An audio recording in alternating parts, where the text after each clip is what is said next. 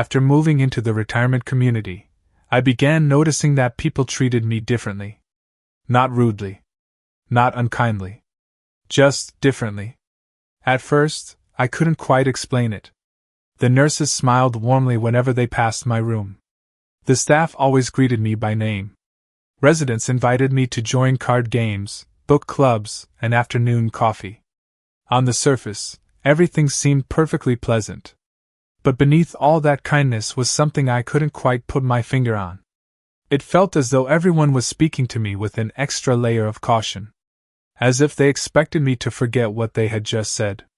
One Monday morning, a nurse knocked gently on my door.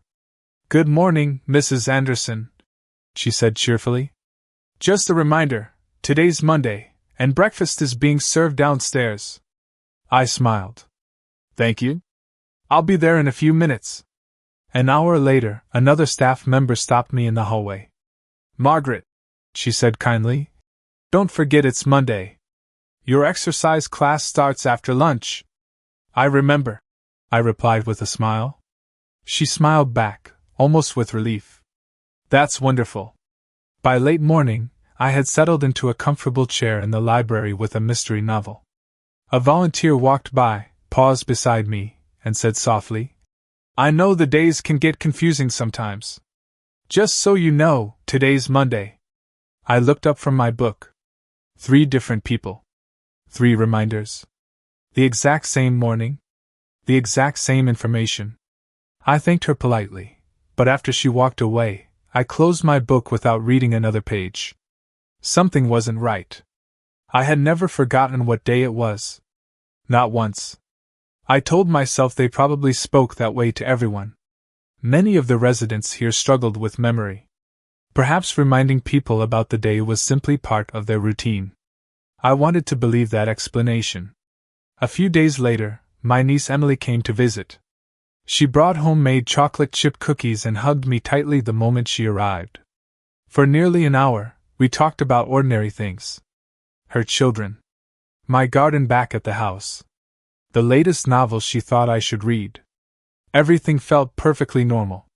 Then, almost casually, she asked, "You still remember Noah's birthday, don't you?" I smiled. "Of course.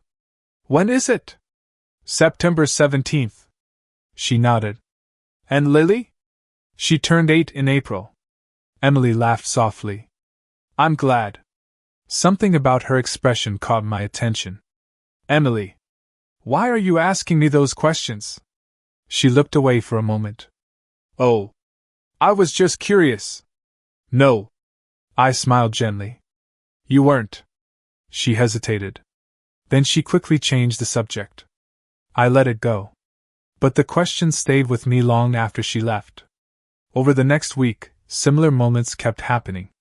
An old church friend asked whether I still enjoyed crossword puzzles because they're good for memory.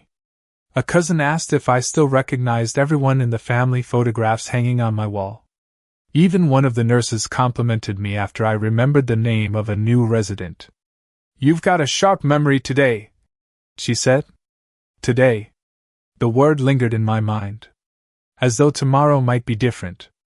At first, I wondered if I was becoming overly sensitive. Perhaps I was simply noticing things that had always been there. Grief has a way of making ordinary comments feel unusually heavy. I tried to dismiss it. Then everything changed in a single moment. It happened one afternoon while I waited near the nurse's station for a package my sister had mailed. 2 nurses stood behind the counter reviewing paperwork. Neither realized I was close enough to hear them.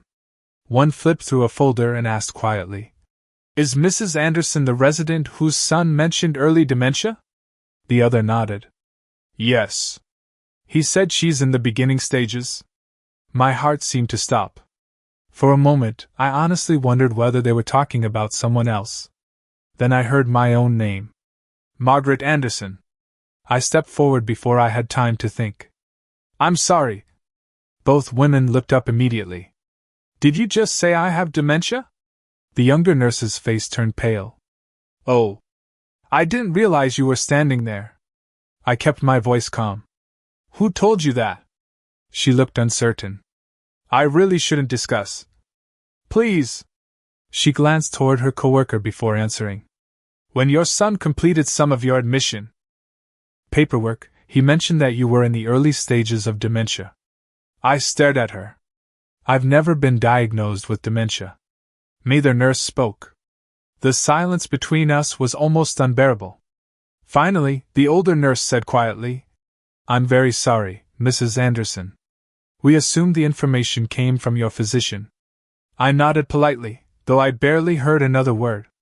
I thanked them for checking on my package and slowly walked back to my room. Once the door closed behind me, I sat on the edge of my bed without moving.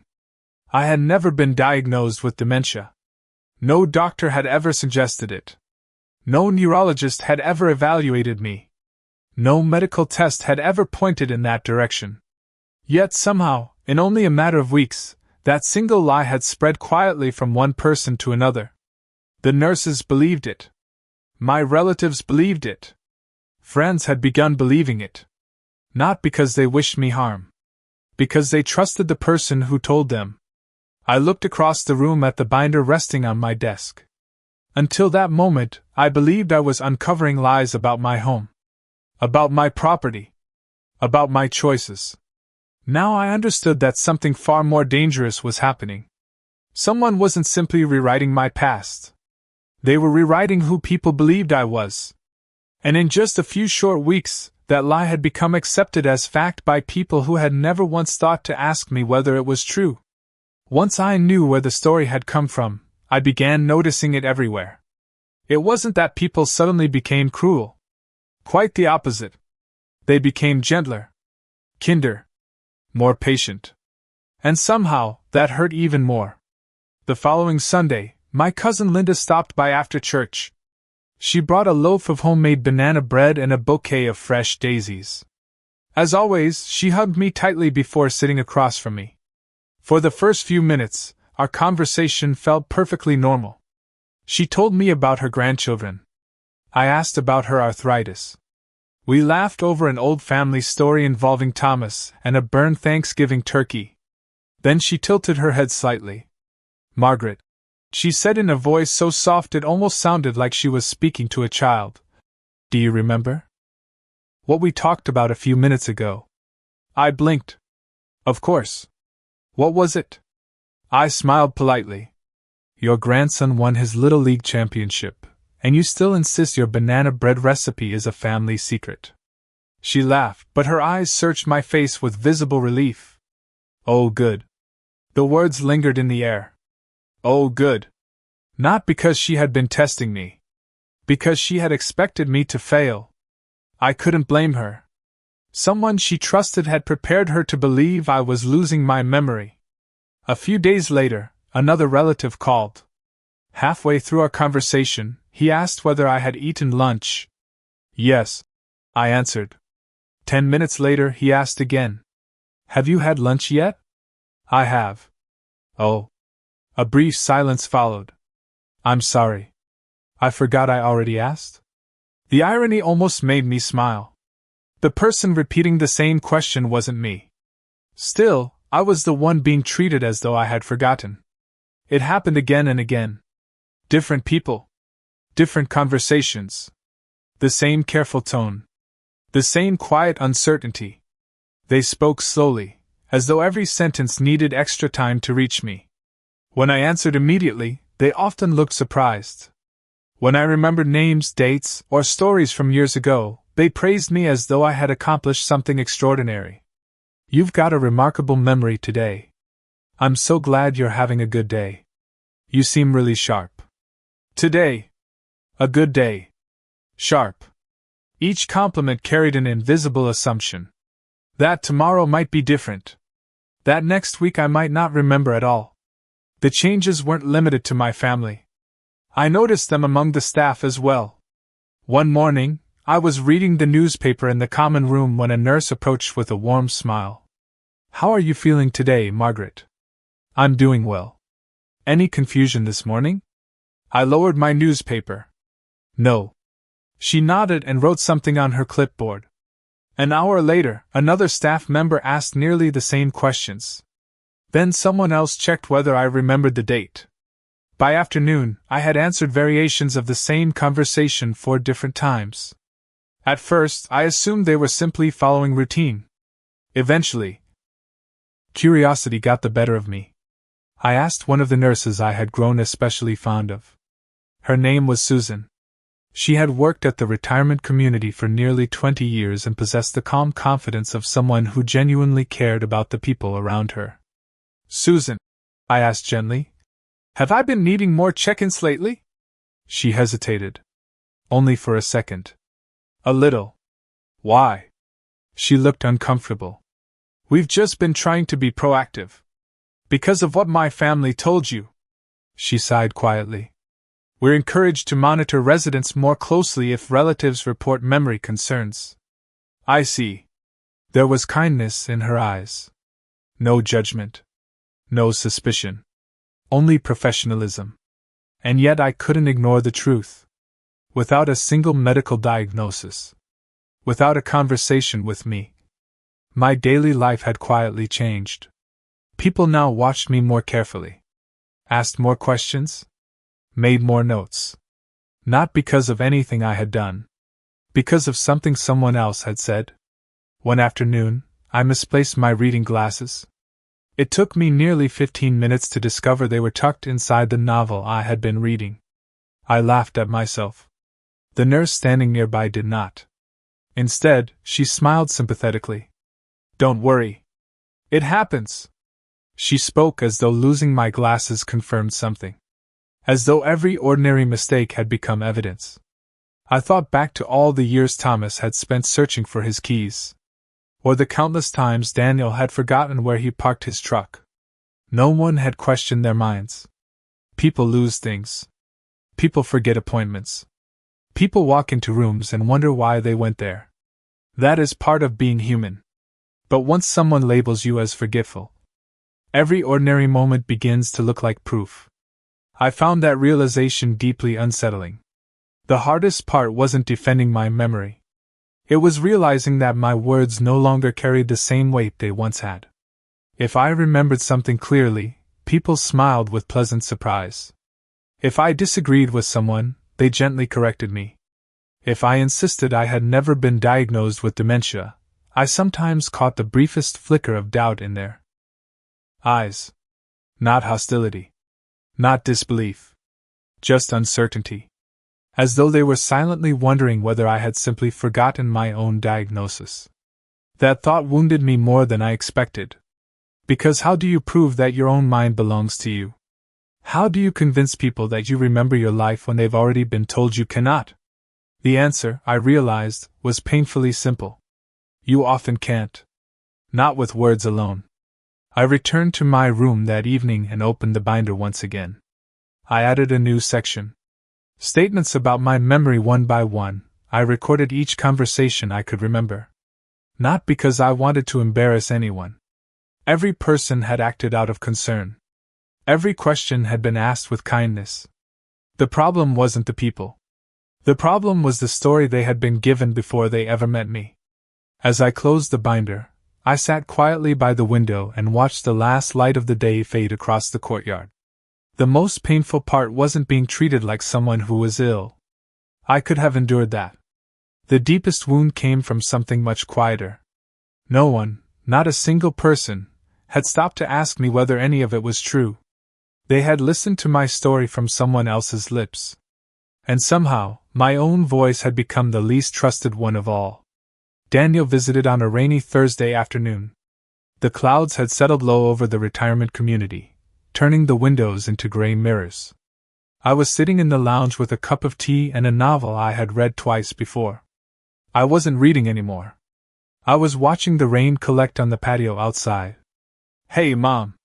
I looked up and smiled. "Hi, sweetheart."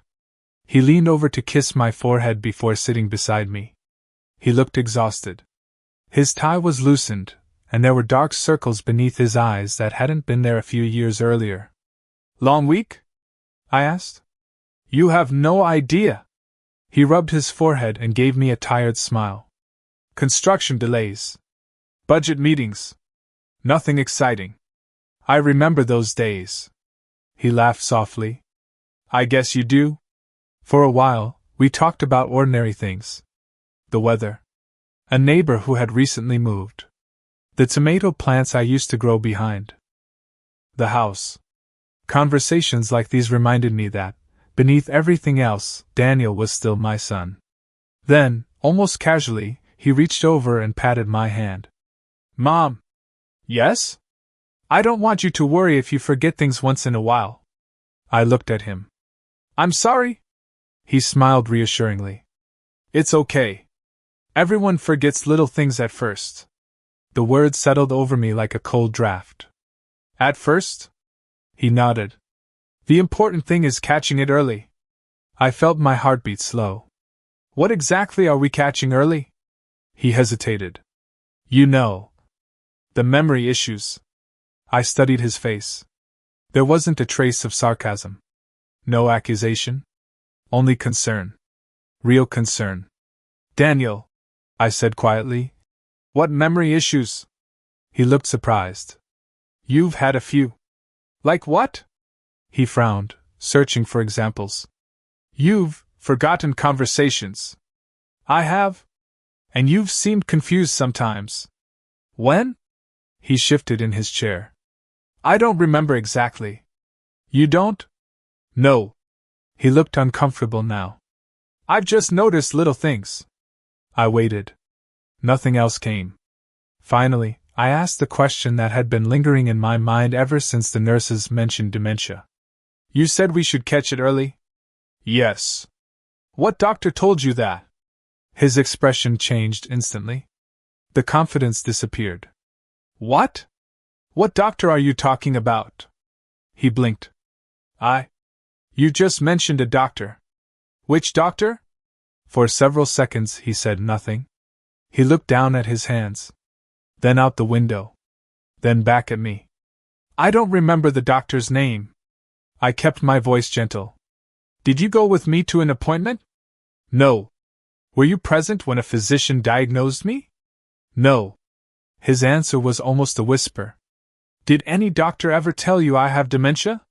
The silence between us stretched longer than either of us wanted. Finally, Daniel sighed. No. I nodded slowly. Then why do you believe I do? He leaned back in his chair and rubbed the back of his neck. It wasn't exactly like that. Help me understand. He took a deep breath. Vanessa was reading about early dementia. I remained silent. She found several medical articles online. Another pause. She said some of the signs sounded familiar. What signs? You repeating stories. I repeat stories because I'm 70 years old and I enjoy telling family stories. He smiled faintly. I know. You misplacing your glasses? So do you. He laughed despite himself. That's true. And sometimes forgetting appointments. I've forgotten appointments too. So did your father. Daniel looked down again. I know. Either of us spoke for several moments. Finally, he said something that explained everything. Vanessa showed me information that said those could all be early signs. I looked at him carefully. And you believed her? He answered without hesitation. Yes. Did you ever ask my doctor? No. Did you ever ask me? His voice faded. No. I watched the realization slowly begin to cross his face. Not all at once. Just enough to make him uncomfortable. I wasn't trying to hurt you, Mom. I know. I honestly thought we were helping. I believe you. And I did. That was the tragedy of it. Daniel wasn't inventing a lie because he wanted control. He wasn't trying to embarrass me. He wasn't even trying to deceive me. He had accepted someone else's conclusion without asking whether it was true. Vanessa said families usually notice the signs before doctors do. I nodded slowly. Did she? She said early intervention makes all the difference. Did she ever say you should schedule an evaluation with my physician? He looked confused. No. Did she suggest getting a neurological assessment? No. Did she recommend any medical testing? Again, he shook his head. No. I folded my hands in my lap. Then what exactly convinced you? Daniel stared out at the rain. After a long silence, he answered with heartbreaking honesty. I trusted her. For simple words. Not defensive. Not angry. Just honest. I realized then that I wasn't sitting across from a son who had carefully investigated my health. I was sitting across from a husband who trusted the woman he loved. He had mistaken confidence for evidence. Concern for expertise. Repetition for proof. It happens more often than people realize. If someone you trust says the same thing often enough, you eventually stop asking where they learned it. You simply begin repeating it yourself. Daniel reached across the table and took my hand. I'm sorry if I upset you. I squeezed his fingers gently. You didn't upset me. He looked relieved. You frightened me. His smile disappeared. I did. Not because you think I'm ill. I held his gaze. Because you never stopped to ask whether it was true. His eyes filled with uncertainty.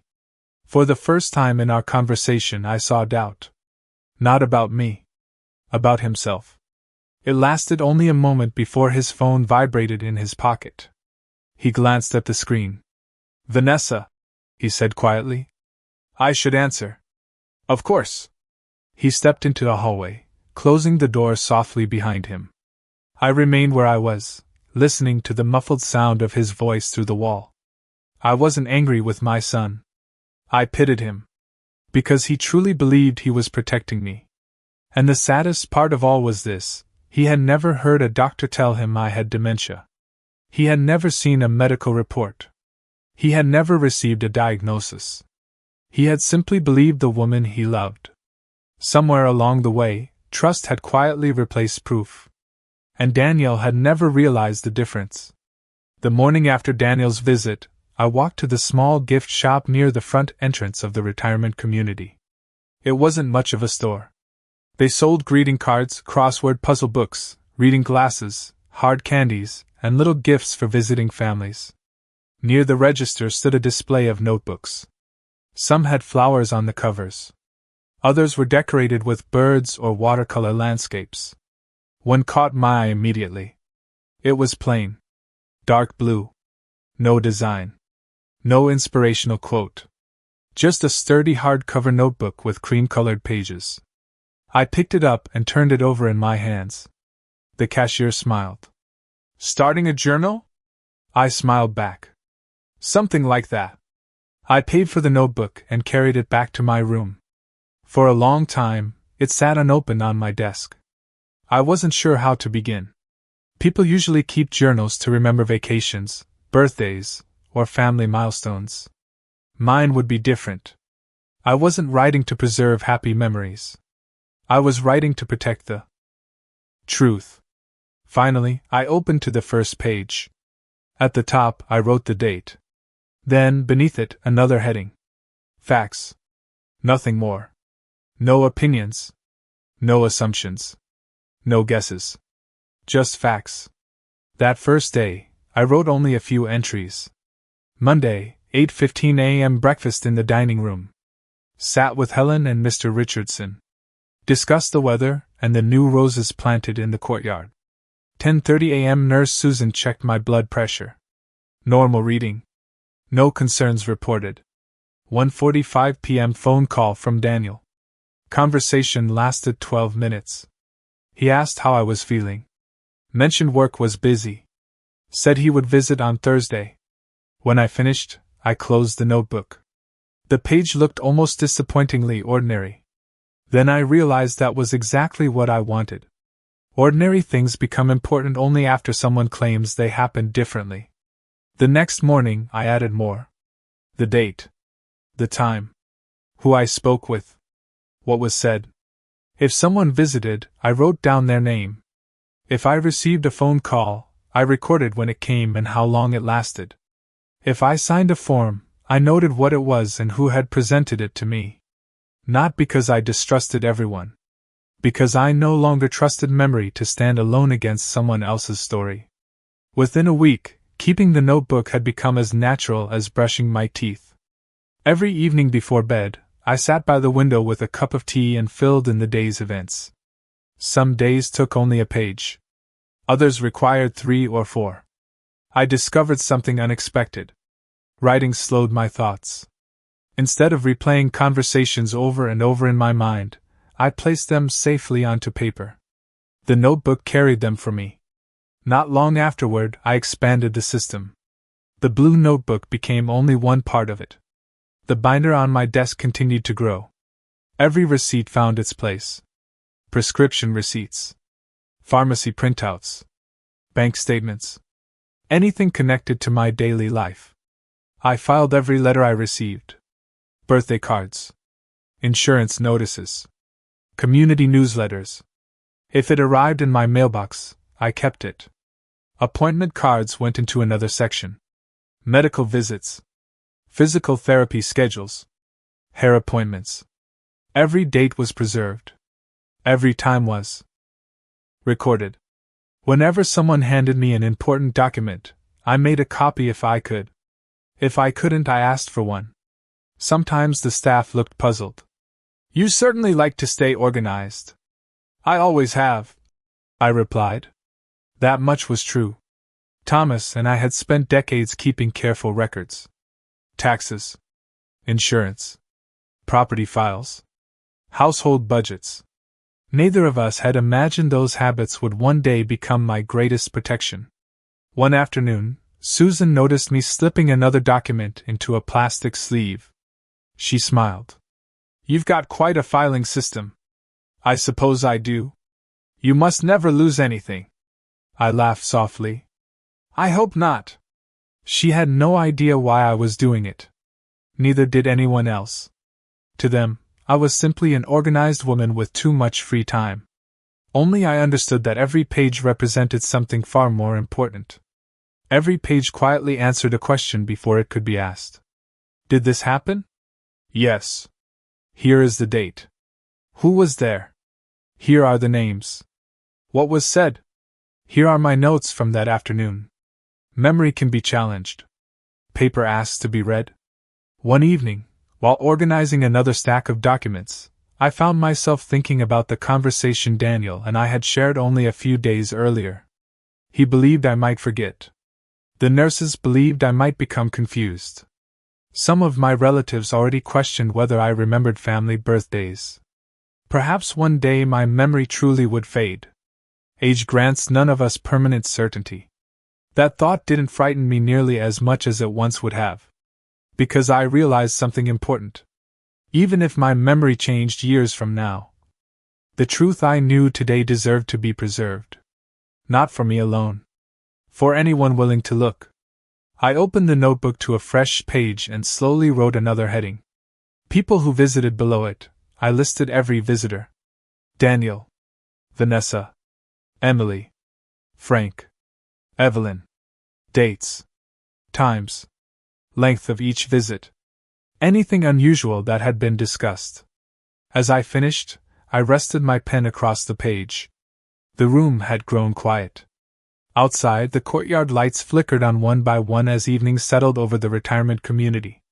I looked at the growing stack of notebooks, folders, and carefully labeled sleeves. For the first time in months, I felt something I hadn't expected. Not certainty. Not victory. Control. Not over other people. Only over my own story. I closed the notebook gently and ran my hand across its cover. If other people insist on saying I can't remember, I whispered into the quiet room, then I'll let these pages remember for me. The notebook could not be persuaded. The documents could not be manipulated. The dates could not be argued with. And if the day ever came when someone questioned my voice, they would have to answer to the pages first. 3 days after I started carrying my blue notebook everywhere, the receptionist called my room just after breakfast. "Mrs. Anderson?" "Yes? We have someone here who'd like to meet with you." "Who is it?" "A social worker." I paused. "A social worker?" "Yes, ma'am. She's here to complete a routine resident assessment." Routine. That word was supposed to make me feel at ease. Instead, it made me wonder what had prompted the visit. "I'll be right down," I said. I closed my notebook and slipped it into my handbag before leaving my room. Old habits had already begun to form. If I attended a meeting, the notebook came with me. If someone handed me paperwork, it went into the folder inside my bag. I wasn't expecting trouble. I simply wanted a record of my own life.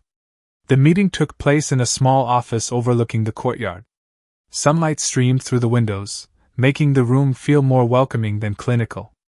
A woman in her early 50s stood as I entered. She smiled warmly and extended her hand. "Mrs. Anderson? Please call me Margaret. I'm Karen. It's nice to meet you." She introduced herself as a licensed social worker who periodically met with new residents to discuss how they were adjusting. Her voice was calm, professional. There was nothing threatening about her. She invited me to sit down.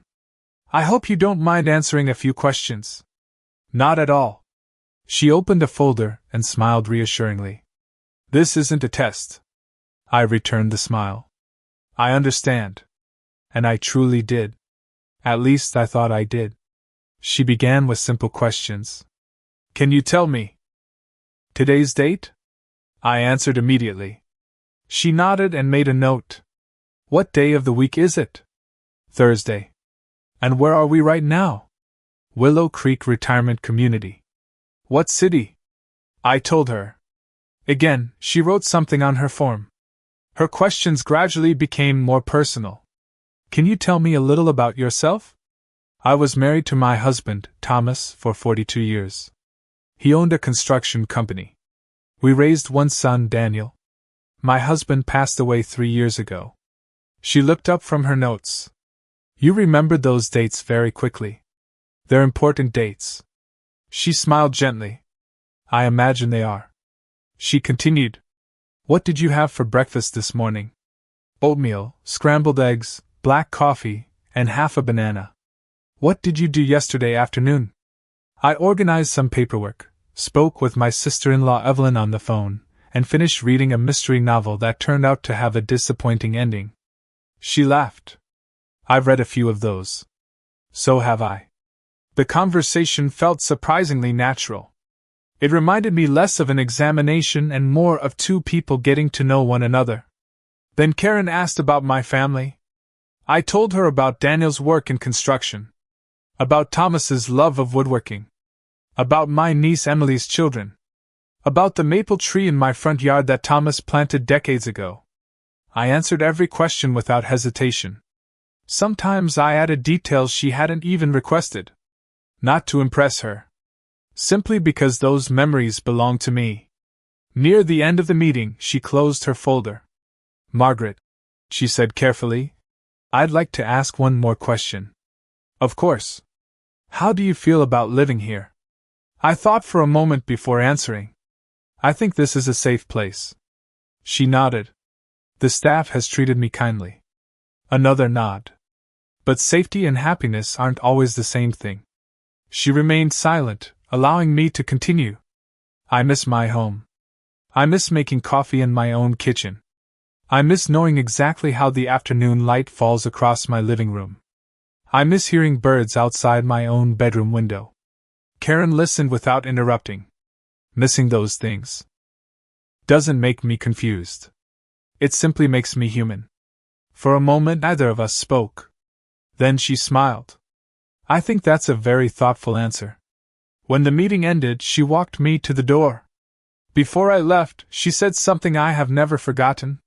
"You communicate very clearly." "Thank you." "You answer questions thoughtfully." "I appreciate that." She hesitated for just a moment. "I don't see any difficulty following our conversation." I looked at her. "You don't?" "No." She smiled kindly. "You appear fully oriented. You remember recent events. You recall long-term memories accurately. And you express yourself with remarkable clarity."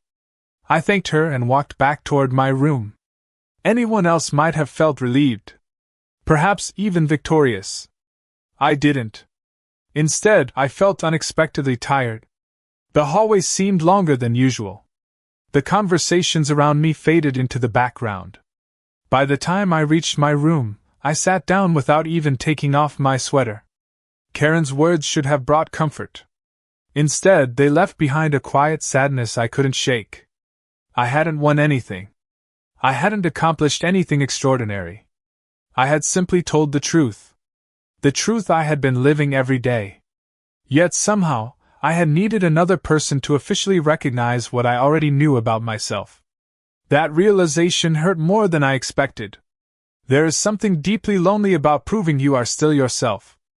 Especially when the people who once knew you best no longer seem certain. I opened my blue notebook and recorded the meeting. Date. Time. Karen's name. The questions she asked. My answers. Her observations. Then I slipped the notes into the binder beside the growing stack of documents. Another piece of evidence. Another page preserving reality exactly as it had happened. I closed the binder gently and rested my hand on its cover. Outside my window, the afternoon sun spread across the courtyard where residents sat talking beneath the trees. Life moved quietly forward. I found myself thinking about Daniel. If he had been in that room. If he had listened to every answer. If he had watched me recall names, dates, conversations, and memories without hesitation. Would he have believed his own eyes? Or would he still believe the story someone else had already told him? I didn't know. And somehow, that uncertainty saddened me far more than the evaluation ever could. Because the hardest part was never answering the questions. The hardest part was realizing I had been forced to prove something that had always been true. Vanessa visited the following Saturday. She arrived carrying a bouquet of white lilies and a small box of chocolate-covered almonds. "They're your favorite," she said with a warm smile. "They used to be." She laughed softly. I remembered. She always remembered details. Birthdays. Favorite desserts. The names of nurses. The hobbies of complete strangers. It was one of the reasons people liked her so quickly. She had a remarkable gift for making others feel seen. I sometimes wondered how different that gift looked from the other side. Daniel was running a few minutes late because of traffic, so Vanessa came in alone. She greeted the receptionist by name. She complimented the volunteer arranging flowers in the lobby. She thanked a nurse for taking such good care of me. By the time she reached my room, she had already made 3 people smile. None of it felt forced. That was what made it so effective. "How are you feeling today, Margaret?" she asked as she set the flowers on the windowsill. "I'm doing well. You look wonderful." "Thank you." She glanced around my room. "I see you've organized everything. I've always liked things in order." "I know." She smiled. "You always have." There was nothing unusual about our conversation. At least not at first. A few minutes later, Daniel arrived. He apologized for being late, kissed my cheek, and immediately began telling us about a traffic accident that had backed up the interstate for miles. The 3 of us talked comfortably for a while. Then one of the nurses stopped by to check whether I needed anything before lunch. Vanessa turned toward her with an appreciative smile. "I just wanted to tell you how grateful we are." The nurse smiled back. "It's our pleasure." Vanessa looked at me affectionately. "Mom looks especially good today." The nurse nodded. "She certainly does." Vanessa reached over and gently patted my hand. "I love seeing days like this." "Days like this." I looked at her. She continued without missing a beat. "Some days she's so sharp." The nurse smiled kindly. "That's wonderful." Vanessa nodded. "It really is." For just a moment, the room became strangely quiet. No one seemed to notice the sentence for what it was. Everyone heard encouragement. I heard implication. She hadn't said I was confused. She hadn't claimed I had forgotten anything. She had simply praised me for being sharp today. The compliment quietly suggested that other days might be different. The nurse wished us a pleasant afternoon and left the room. Daniel continued talking about work as though nothing unusual had happened. I wasn't sure he had noticed. Half an hour later, We walked together into the courtyard. Several residents sat beneath the shade of an old oak tree while family members visited nearby. Vanessa greeted almost everyone we passed. She had a way of making strangers feel as though they already knew her. One of the volunteers stopped to chat. "Mrs. Anderson seems to be enjoying the sunshine." Vanessa smiled warmly. "She is." Then she added, almost casually, "We're thankful for days when she's feeling like herself." The volunteer nodded sympathetically. "I'm glad today is one of those days." "So am I." Again. The same pattern. No accusation. No dramatic claim. Just one carefully chosen sentence. Enough to guide someone else's conclusion without ever stating it directly. As we continued walking, I found myself studying Vanessa instead of listening to the conversation. Her expression never changed. She looked sincere. Grateful. Even loving. If someone had recorded only her words, they would have sounded perfectly compassionate. That was the brilliance of it. Nothing she said was outrageous. Nothing could easily be called a lie. Each sentence simply nudged people toward an assumption. And once that assumption settled into their minds, they supplied the rest themselves. Later, while Daniel stepped inside to take another work call, Vanessa and I remained alone on a garden bench. She folded her hands neatly in her lap and watched a pair of robins hopping across the grass. "They're sweet, aren't they?" she said. "They are." For a while neither of us spoke. Then she turned toward me with the same pleasant smile she always wore. "The staff really likes you. They've been very kind. They tell me you're having a good week." "I've had a perfectly ordinary week." "I'm glad." Her smile lingered. "It won't always be the same, of course." I looked at her. "What do you mean?"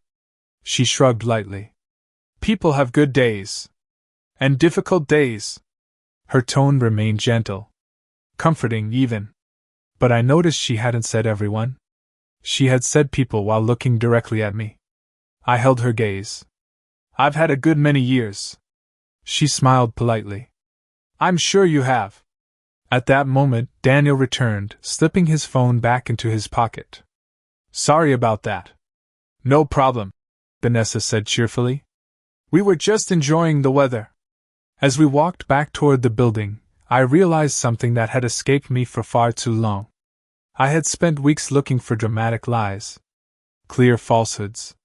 Statements that could be disproven with a document or a witness. Vanessa rarely worked that way. She didn't need to. She understood something I was only beginning to appreciate. People rarely build their beliefs from outright lies. More often, they build them from suggestions. From incomplete truths. From carefully chosen words that point them in a particular direction. Once they start walking that path, they finish the journey themselves. By the time Daniel and Vanessa left that afternoon, I wasn't thinking about the flowers she had brought or the chocolates sitting unopened on my table. I was thinking about a single sentence. "Mom looks especially good today." Anyone else would have heard kindness. I heard strategy. Because Vanessa didn't need to convince people that I was losing my mind.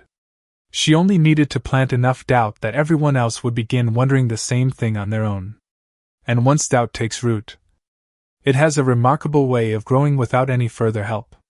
A few days after meeting with the social worker, I decided it was time to organize the paperwork I had accumulated since moving into the retirement community. The stack on my desk had grown larger than I realized. Insurance statements, appointment reminders, prescription information, billing summaries. Every document found its place inside the binder I had carefully assembled over the past several weeks. I worked slowly, reading every page before filing it away. Not because I expected to discover anything unusual. Simply because I had learned that important details often hide inside ordinary paperwork. Late that afternoon, I reached the bottom of a folder labeled Admission Documents. Most of the pages looked familiar. Emergency contacts. Medication lists. Insurance information. Consent forms I clearly remembered signing. Then I noticed a photocopied page tucked between two forms. There was no signature on the copy I held. At the top was a clinical heading followed by several short notes, summarizing information collected during my admission. My eyes stopped on a single line. Concern noted regarding possible cognitive decline. I read the sentence again. Then a third time. Possible cognitive decline. I felt my stomach tighten. I searched the page for a physician's name. There was none beside that notation. No diagnosis. No test results. No neurological evaluation. Only a brief statement indicating that concerns about my memory had been reported. Reported by whom? I continued reading. The remainder of the document described routine observations and recommendations for continued monitoring if cognitive concerns persisted. Nothing on the page stated that I had dementia. Nothing declared that I had been diagnosed with memory loss. Still, that single sentence had become part of my file. I closed my eyes for a moment, trying to remember. Had I ever been examined for memory problems? No. Had any physician explained concerns about cognitive decline to me? No. Had anyone asked for my opinion before placing that note into my record? Not that I could remember. That realization unsettled me more than I cared to admit. I wasn't frightened by the possibility of illness. Growing older means accepting that our health can change without warning. What frightened me was something else. Entirely. Information about me had entered an official record, and I had no memory of how it got there. I opened my blue notebook. Under the day's date, I wrote exactly what I had found. No conclusions. Only facts. Photocopy and admission paperwork contains notation. Concern noted regarding possible cognitive decline. No physician identified on copied page. No diagnosis attached. Then I underlined one question. Source of concern? The following morning, I stopped by the administrative office after breakfast. The receptionist greeted me with her usual smile. Good morning, Mrs. Anderson. Good morning. I was wondering if someone could help me with my records. Of course. What do you need? I'd like to review my complete file. She looked mildly surprised but remained pleasant. Your complete file? Yes. I'd like copies of everything the community has regarding my admission and care. She nodded. I think we can arrange that. There may be a short processing time. That's perfectly fine. She handed me a simple request form. As I filled it out, she asked politely, Is there anything in particular you're looking for? I smiled. I'd simply like to understand what's in my own records. She accepted the form without another question. Someone will contact you as soon as everything is ready. I thanked her and walked back toward my room. For the first time since arriving at the retirement community, I realized I wasn't just collecting evidence. I was tracing the path of information.